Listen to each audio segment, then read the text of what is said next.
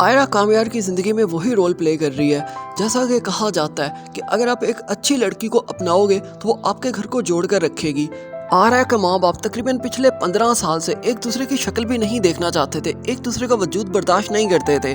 लेकिन आयरा ने एक ही मीटिंग के अंदर अपनी सास को समझाया और बताया कि अपनी ज़िंदगी को अगर खूबसूरत बनाना चाहती हो तो अपने शौहर को एक्सेप्ट करो, उसकी गलती को माफ़ करो। यहाँ पर हमें बहुत खूबसूरत मैसेज मिलता है, अपने आखिर अपने ही होते हैं। समटाइम्स हमें ऐसा लगता है हमारे अपने हमारे साथ सिंसियर नहीं है और फिर हमने जो बाहर सोशल रिश्ते काम कर रखे होते हैं हम उन पर टेस्ट करते हैं, अपनी घर की बातें उनके साथ शेयर करने लगते हैं। लेकिन वक्त आता है एक ऐसा जब वही रिश्ते आपके दोस्त यार आपको ताने देने लगते हैं कि तुम्हारे तो अपने अपने ना बने तो तुम किसी से क्या होप रखते हो। इसलिए कहते हैं अपने राज कभी भी किसी के साथ शेयर ना करो।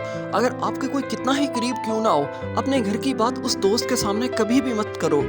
कभी अपनी फैमिली की बुराई बाहर ना करो, चाहे आपके साथ कोई कितना ही सिंसियर क्यों ना हो।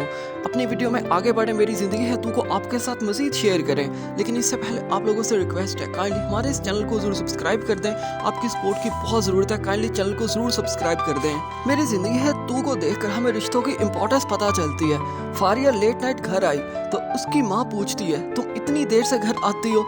ऑब्वियस है एक ऐसी लड़की जिसका घर के अंदर कोई है ही नहीं, एक बाप है, उसकी अपनी एक लाइफ है, अपना लाइफ स्टाइल है। माँ उसे बचपन में छोड़कर चली गई तो उसने घर में आकर क्या करना था? उसने फिर नाइट पार्टीज करके या फिर अपने बॉयफ्रेंड्स बनाकर ही अपना वक्त स्पेंड करना था, जो वो कर रही है।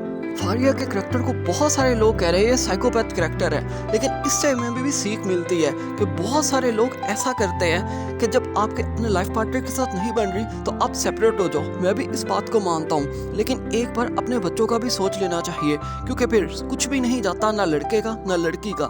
जो बच्चे होते हैं उनकी जिंदगी बर्बाद हो जाती है, जैसा कि यहाँ पर फारिया की हुई। अब फारिया के माँ उससे सॉरी कर रही है, लेकिन सॉरी का क्या वो कर सकती है, क्योंकि उसने सारी जिंदगी तन्हा गुजार दी। उसका बचपन जब उसने हंसना खेलना था उसके माँ बाप उसके पास मौजूद नहीं थे।